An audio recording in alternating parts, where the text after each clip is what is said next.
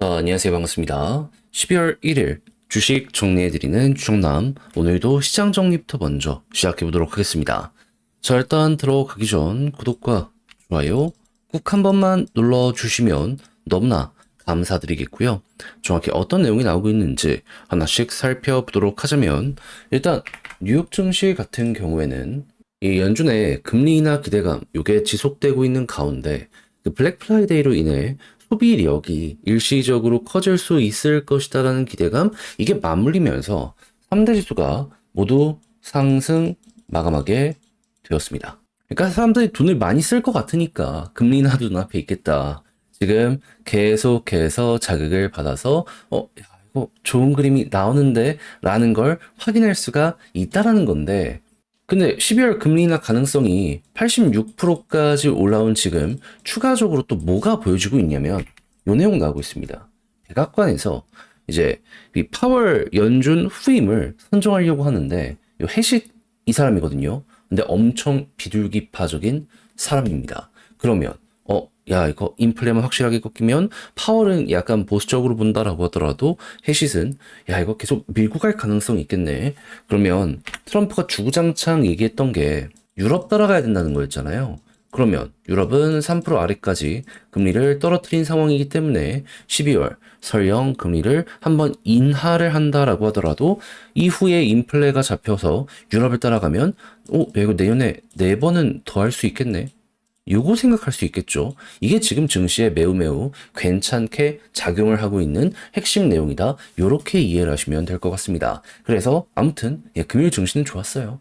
했을 때 국제유가는 WTI 기준 58.55달러로 마이너스 0.17%. 사실상 보합이죠. 하락 마감했고요.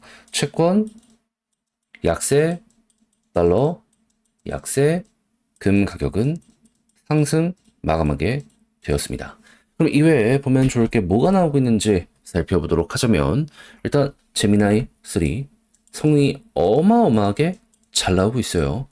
지금 전문 TPU를 만들어서 메타에도 공급한다 얘기를 하고 있는 상황이잖아요. 그럴 정도로 최적화가 잘 되었다 생각을 할 수가 있는 건데, 앞으로도 이게 더욱더 이 다른 업체들과 성능 격차가 심해질 것이다라고 생각을 하는 이유가 뭐냐라는 걸 보면, 지금 그 오픈 AI부터 해서 몇몇 이 AI 기업들 같은 경우에는 학습시킬 데이터가 떨어졌다 이야기하거든요. 근데 구글은 이 검색 쪽에 구글도 있고, 그리고 블로그 쪽도 있고, 유튜브도 있고, 별의별 게 다 있습니다. 근데 이쪽은 그게 없다? 계속 성능 격차가 훅훅 나지 않겠습니까? 그러면 결국 데이터를 많이 가지고 있는 쪽이 다 잡아먹는 요 상황이 오게 되지 않을까. 그러니까 메타부터 시작을 해서 그 그록 있잖아요. 테슬라 일론 머스크가 하는, 그게 X가 있다 보니까, 데이터가 있다 보니까 이게 성능이 나오는 거다. 지금 요걸 위주로 좀 보면 좋을 것 같아요. AI도 결국에는 1등이 다 먹는다라고 하잖아요. 이거는 확실히 그 결이 나오게 된 것 같습니다. 제가 생각했을 땐. 아예 획기적인 게임 체인저가 나와서 기존의 데이터만으로도 충분히 고도할 수 있을 정도라면 모르겠는데, 그게 아니면은 이제 후발주자들은 조금 힘든 상황이 계속 오지 않을까. 아무튼 이거는 제 개인의 의견이기 때문에 이런 생각을 하는 사람도 있구나 참고 한번 해보시면 좋을 것 같습니다. 자, 그리고 이런 상황에서 반도체의 고도화, 그리고 엔비디아가 너무 비싸다 보니까 이제 자기들끼리 칩을 만들려는 이런 모습도 많이 보여주고 있어요. 근데 우리 입장에선 어차피 HBM 사가는 고객사가 늘어나게 된다는 것이기 때문에 돈 벌면 그만이다. 리스크를 다변하면 그만이다. 이렇게 생각을 할 수 있잖아요. 이거 괜찮게 보는 거 좋을 것 같습니다. 무엇보다 한 군데에서 너무 많이 사가면 디스카운트 요율을 계속 설정을 하려고 한단 말이에요. 근데 여러 군데에서 사가면 그 부분에 대해서 조금 적정 가격을 주고 판매할 수 있다? 나쁠 게 더 없는데 좋아지는데, 이렇게 생각을 할 수 있잖아요. 아무튼 지금 파운드리 쪽 점유율이 높아지는 건 물론이거니와 신공장을 구축하는 데는 다 이유가 있구나 하면서 이거는 계속 넘어가 보시면 될 것 같습니다. 자, 그리고 현대 기아차 점유율 상승폭 계속 높아지고 있어요. 코로나 이후에 계속 좋아지는 건 알고 있었지만, 최근에 트럼프가 관세니 뭐니 해가지고 좀 안 좋아지는 것 않았냐라고 했는데, 근데 지금 까고 보니까 너무 좋아요. 그러면 지금 글로벌 3등이잖아요. 2등의 자리 한번 생각을 해볼 수 있다 보니까는 소재, 부품, 장비 업체들까지 요거는 따라가 보는 요런 생각을 해보시면 좋을 것 같습니다. 자, 그리고 현대기아 1.2조의 국내 배터리 허브도 만든다라고 하고 있는 상황이에요. 물론 전기차가 중국 내부 이외 지역에서는 약간 캐즘에 걸린 게 맞긴 해요. 그래도 이 고도화되고 있는 발전 그리고 인프라가 조금씩 깔리는 이런 게 보여주고 있잖아요. 판매는 어느 순간 훅 하고 튀어올라가게 될 수도 있을 겁니다. 이 부분 같은 경우에는 투자한 데는 다 이유가 있구나 생각을 하면서 맞춰가 보면 좋을 것 같아요. 자, 그리고 HD 현대중공업 오늘 이 통합회에서 공식 출범한다 이야기를 하고 있습니다. 마스가 선도한다 이야기를 하는데 당연히 지금 미국 쪽이랑 협상하는 게 조금 느려져서 그렇지 잘만 된다면 요거 시너지 많이 내게 될 수 있겠죠. 중간에 들어가는 비용을 좀 감소를 시키고 최대한의 영업이익률을 극대화하는 이러한 방향으로 가는 것이기 때문에 이 부분은 되게 높게 한번 생각을 하면 좋을 것 같습니다. 자, 그리고 마지막으로 삼성 바이오로직스 송도에 제3 캠퍼스 조성한다라고 하거든요. 자, 일단 삼성 바이오로직스 같은 경우에는 지금 송도에 원래도 공장이 다 있었던 상황입니다.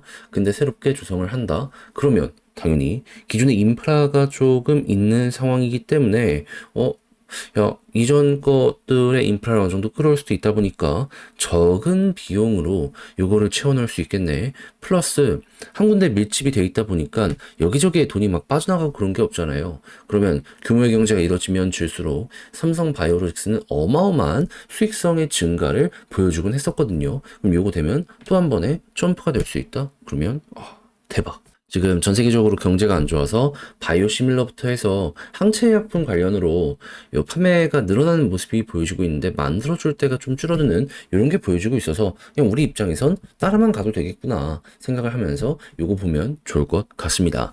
자, 그렇게 하여 오늘의 시장 정리 싹 한번 해봤는데 어떻게 도움이 되었을지 모르겠어요.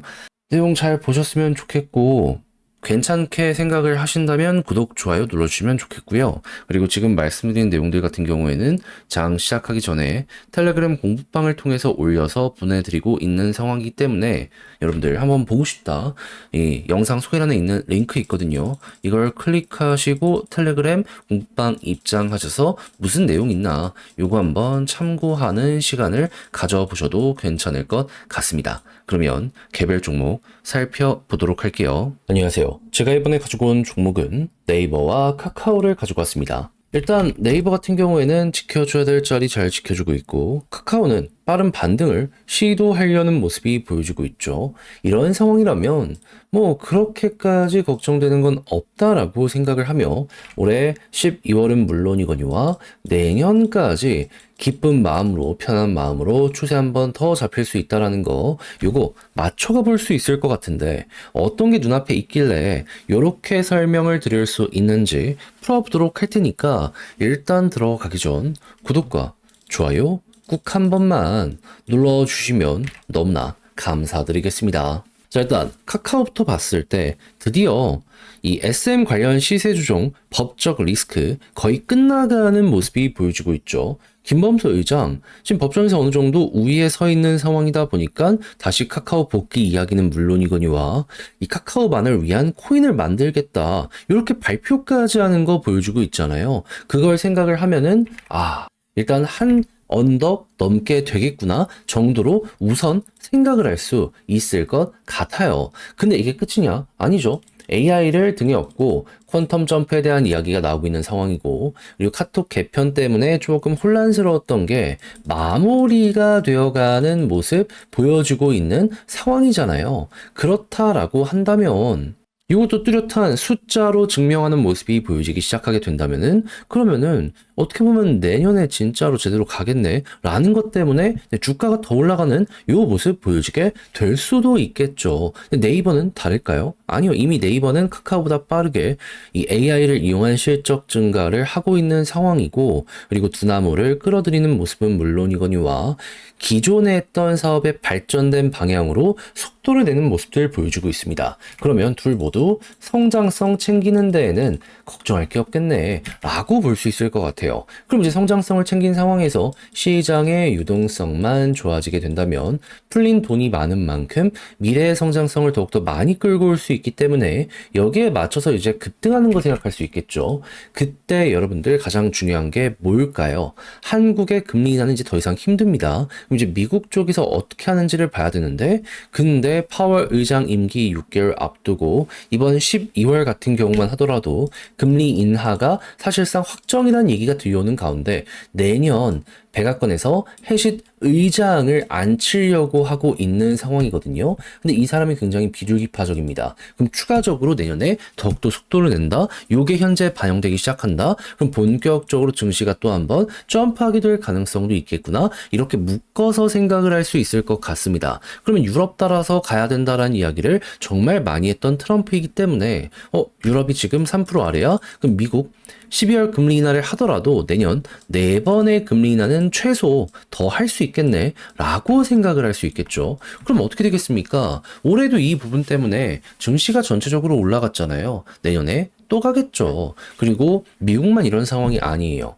일본에서 경제 부양하겠다고 추경으로 187조 원인가 지금 요거 의회 통과됐다라는 이야기 들려오고 있고요. 그리고 중국 같은 경우에도 금리 인하를 직접 하진 않지만은 지금 어떻게 부양을 하고 있냐면 정부 차원에서 지방채를 인수해서 그걸로 유동성 수혈을 하는 모습 보여주고 있어요. 근데 지금 중국 안 살아난다는 얘기가 많잖아요. 더욱더 중국에서 적극적으로 움직이게 된다면 그럼 시장에 풀리는 돈이 훨씬 커진다. 미국, 중국, 일본 싹 다 간다. 우리도 여기에 영향을 받게 될 수밖에 없다. 네카오는 여기에서 또 한 번 대장의 모습을 보여주게 될 수도 있다라고 생각을 하며 맞춰가 보기 괜찮을 것 같습니다. 그러면 이런 것들 괜찮다라고 했을 때 수급 좋으면은 그럼 지금이 저점이구나 생각을 하며 편안하게 이어만 가면 될 것 같아요. 근데 지금 카카오 기준으로 여기 아래쪽에서 수급 들어왔을 때 외국인 엄청났네요. 그리고 기관은 지금도 들어오고 있네요. 그리고 산 물량이